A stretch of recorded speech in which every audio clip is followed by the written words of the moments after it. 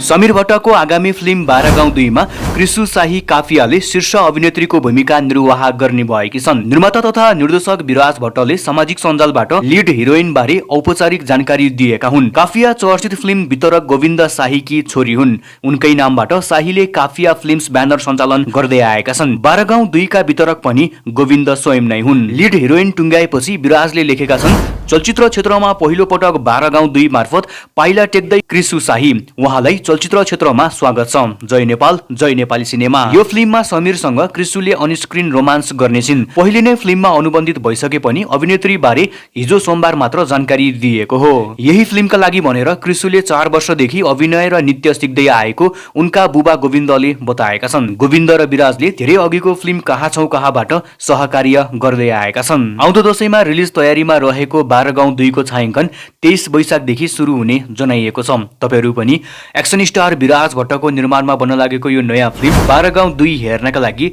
कतिको एक्साइटेड हुनुहुन्छ? कमेन्ट गर्नुहोस्।